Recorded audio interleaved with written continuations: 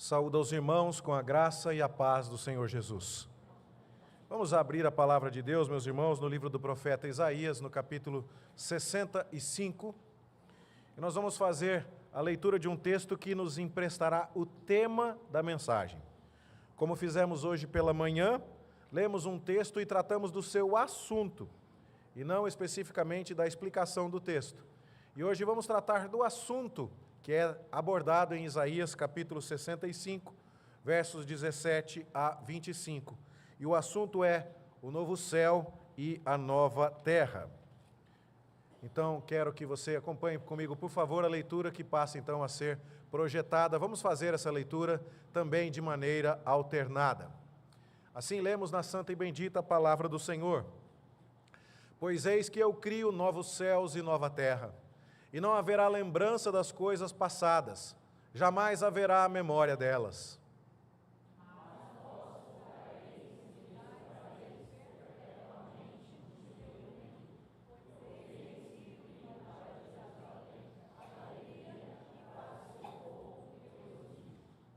E exultarei por causa de Jerusalém, e me alegrarei no meu povo, e nunca mais se ouvirá nela nem voz de choro, nem de clamor.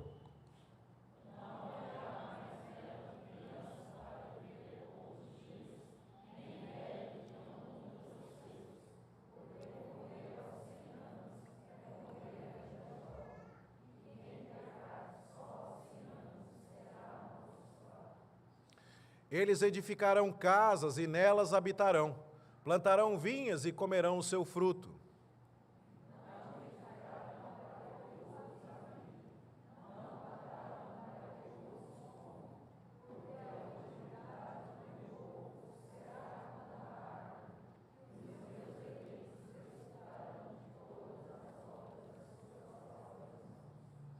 Não trabalharão debalde, nem terão filhos para a calamidade, porque são a posteridade bendita do Senhor, e os seus filhos estarão com eles.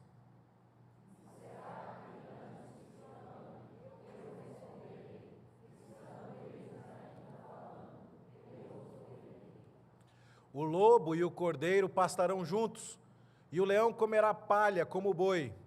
Pó será a comida da serpente. Não se fará mal nem dano algum em todo o meu santo monte, diz o Senhor.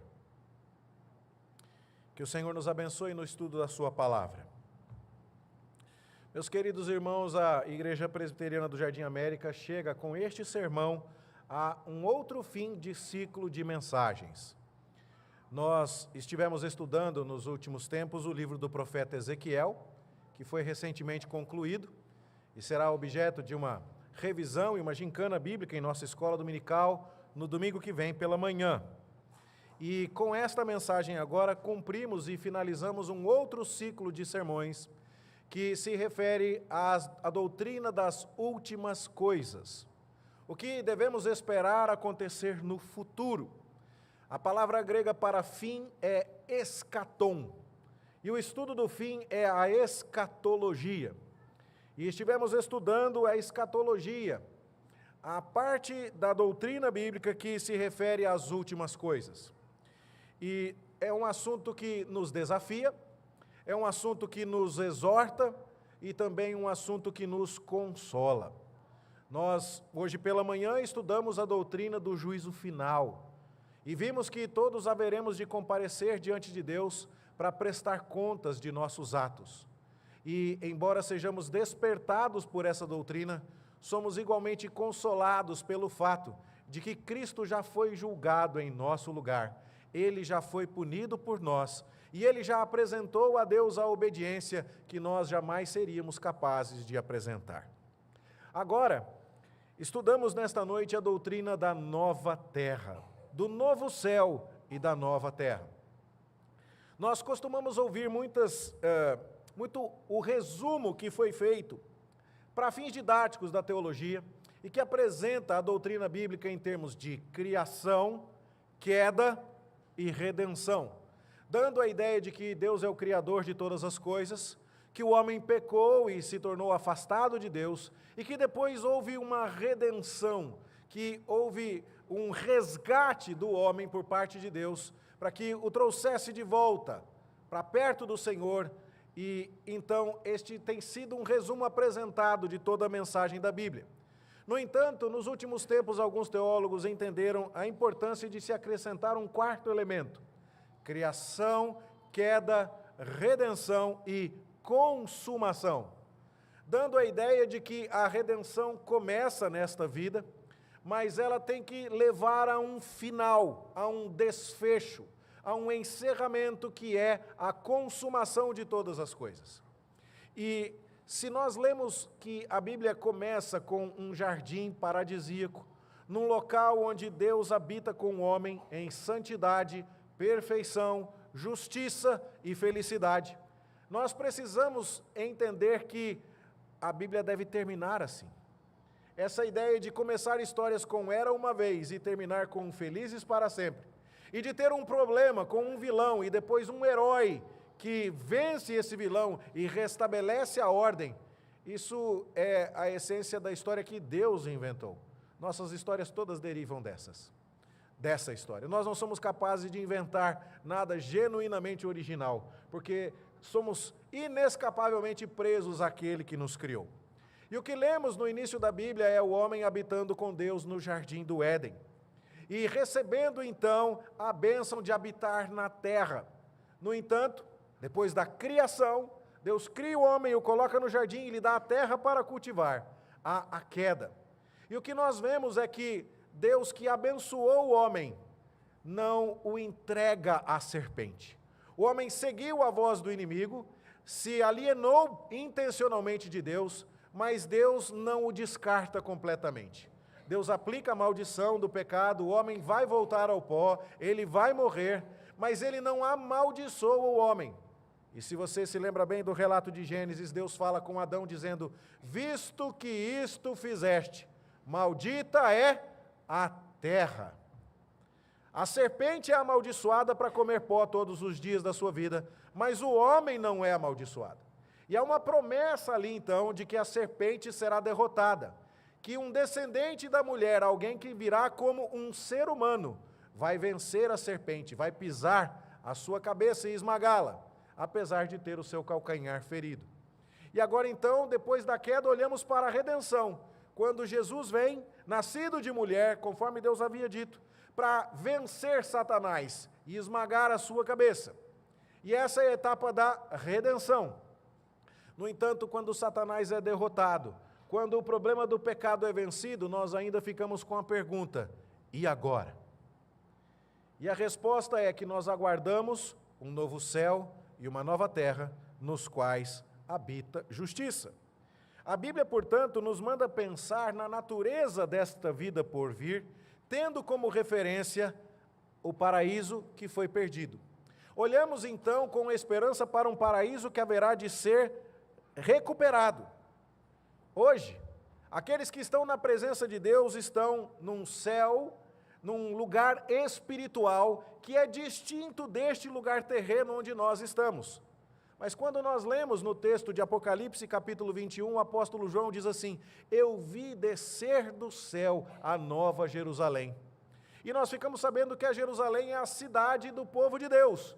Ou seja, vai haver um momento em que céu e terra deixarão de ser dois lugares separados e distintos, e passarão a ser um único lugar, o novo céu e a nova terra, nos quais habita a justiça. Dessa forma, deixar de considerar este cenário futuro é empobrecer demais o nosso pensamento e a nossa esperança a respeito daquilo que cremos e que aguardamos. Nós temos que olhar para a nova terra pensando na plenitude do programa redentor de Deus. Deus não está interessado apenas em salvar a sua alma do pecado. Ele está interessado em salvar o seu corpo do pecado. E é por isso que nós cremos na ressurreição do corpo. Cremos que este corpo carnal será renovado por um corpo livre do poder e da presença do pecado, e nós então novamente, tendo um espírito, uma alma unida ao seu corpo, haveremos de louvar a Deus e de desfrutar a Deus por toda a eternidade como seres humanos completos, ressurretos. E se o programa de Deus de redenção trata da consequência do pecado no homem, ele também trata da consequência do pecado na terra.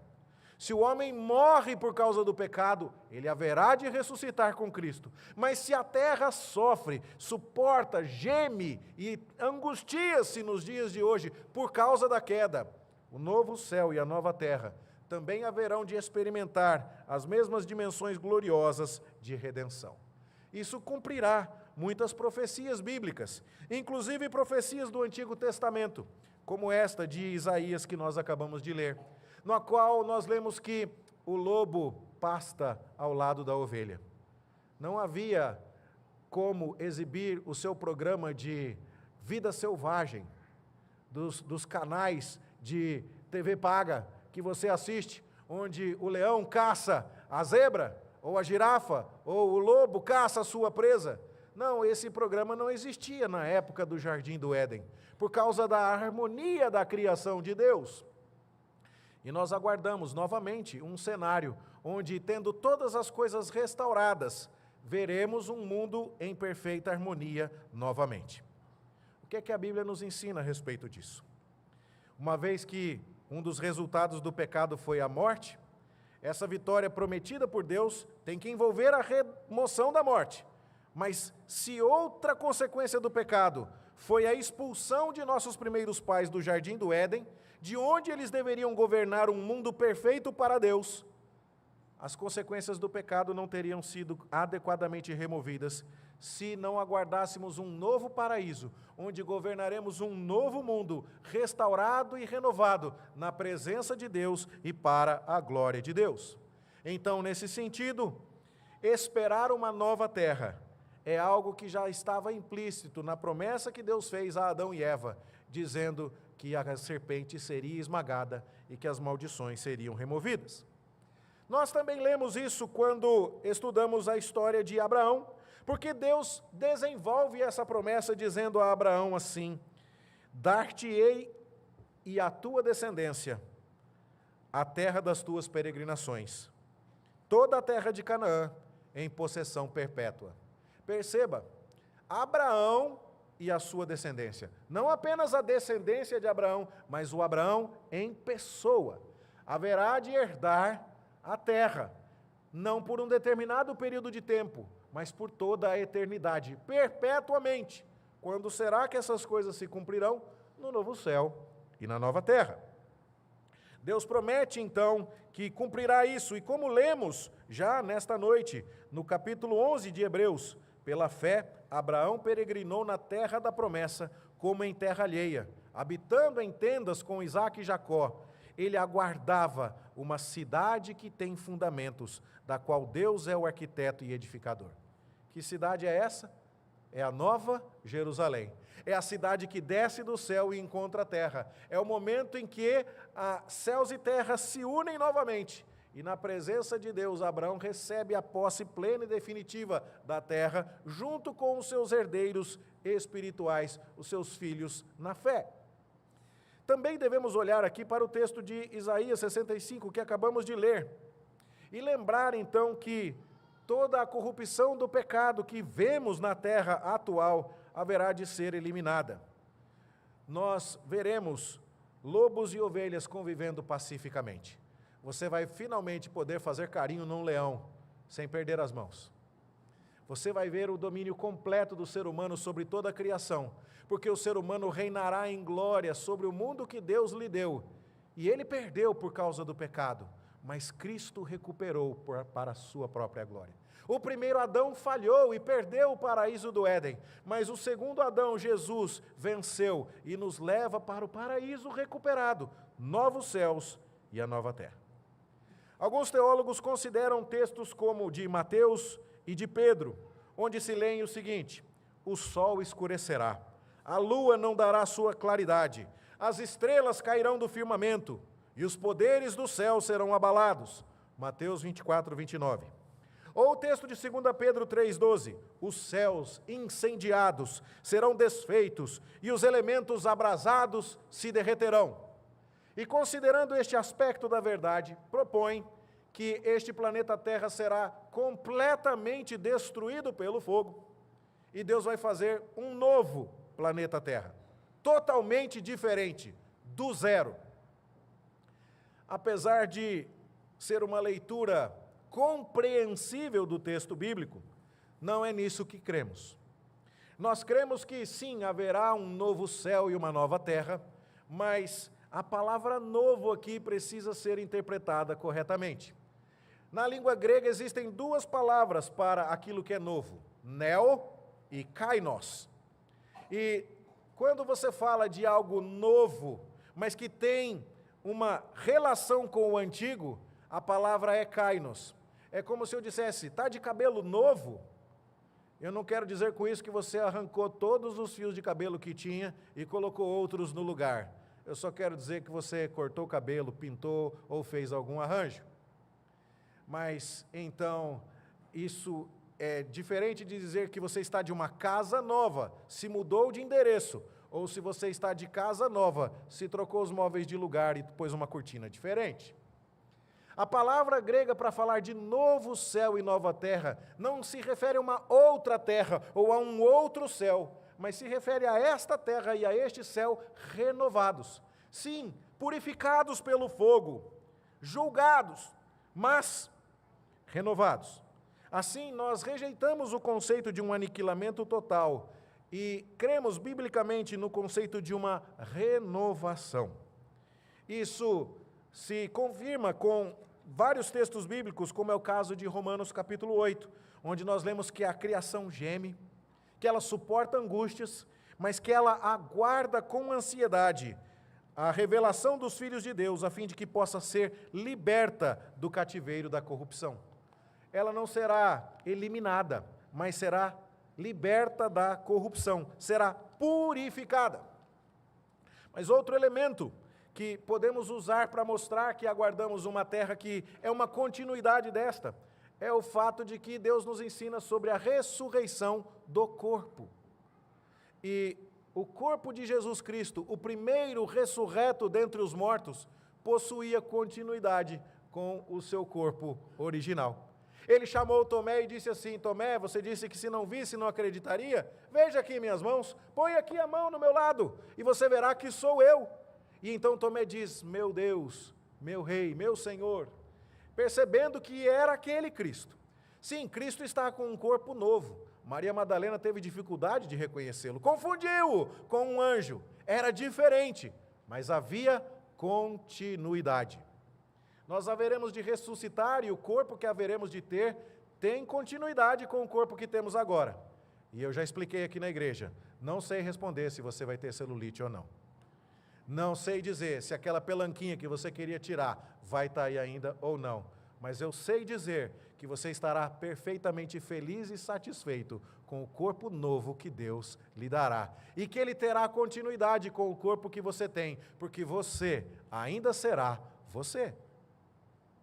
E se é assim que as coisas acontecerão com o corpo, que foi corrompido pelo pecado e que haverá de ser restaurado, é assim também que as coisas acontecerão com a terra, que sofre angústias e geme por causa da maldição da queda, mas haverá de ser restaurada.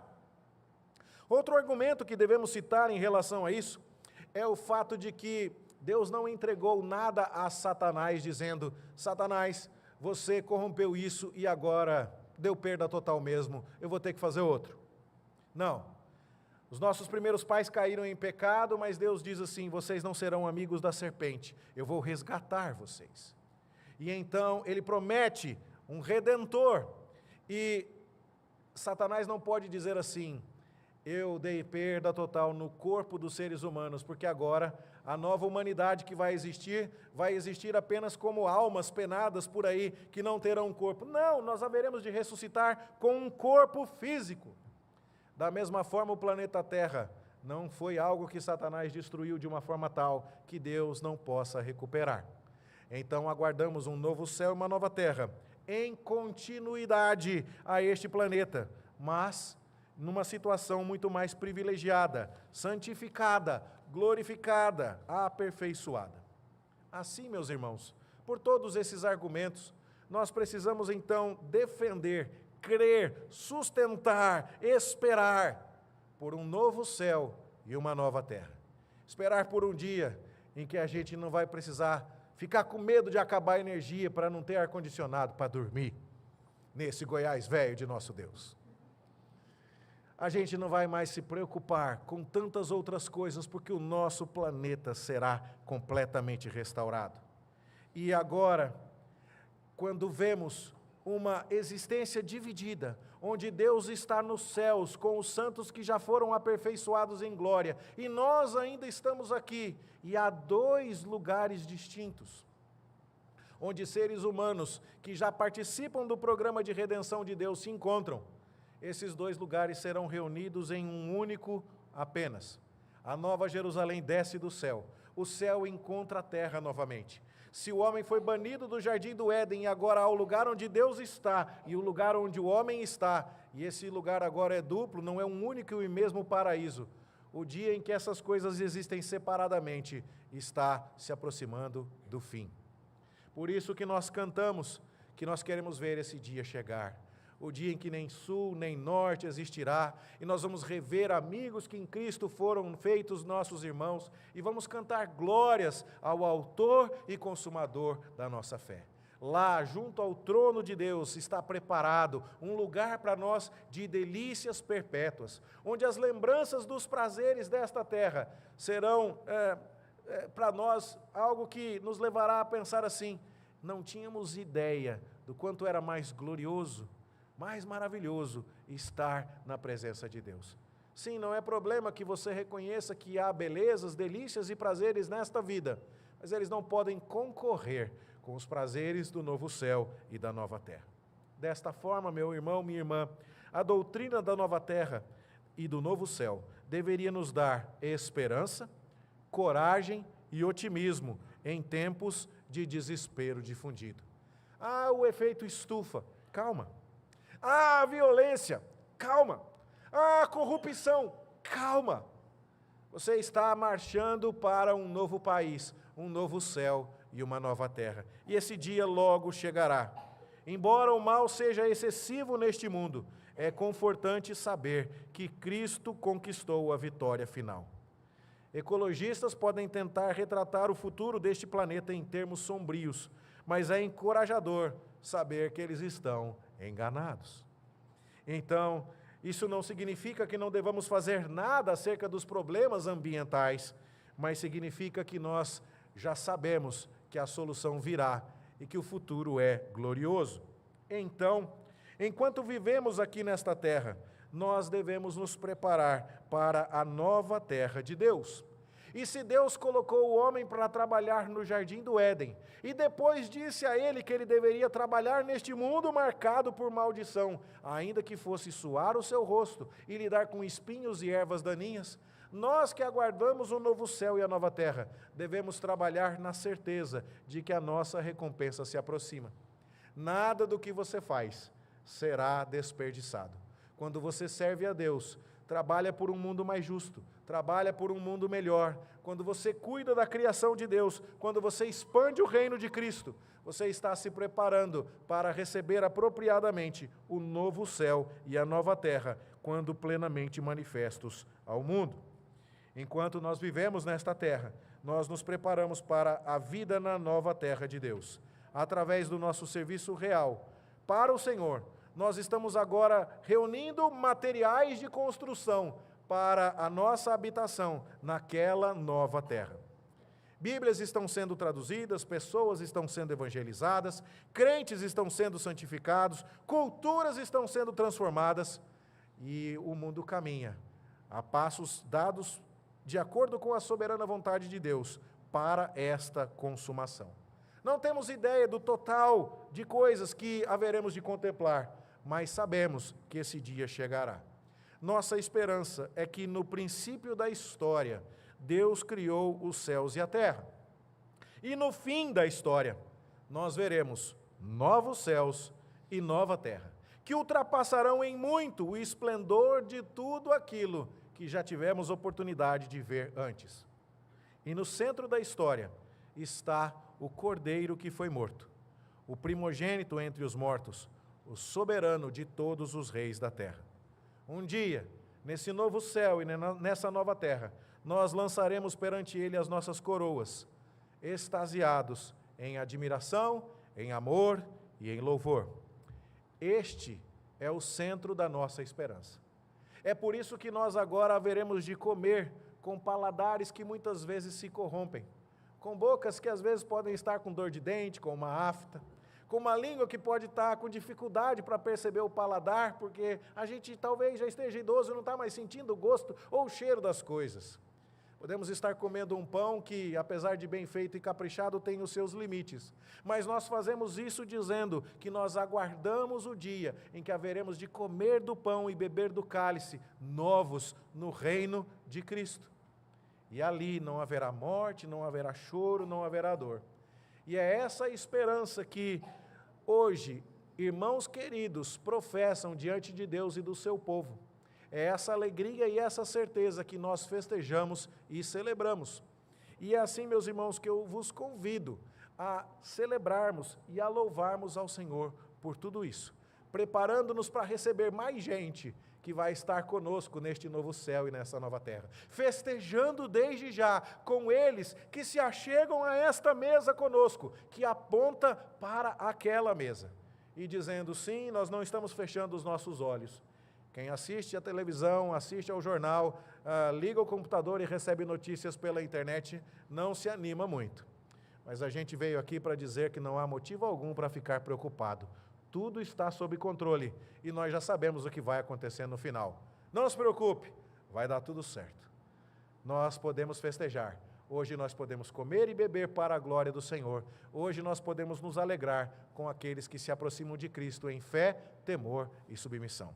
Que esta seja a esperança que anima o nosso coração e que hoje seja um dia de alegria na presença do Senhor e do seu povo, um dia de expectação exultante pelo novo céu e pela nova terra. Que o Senhor nos abençoe em nome de Jesus. Amém.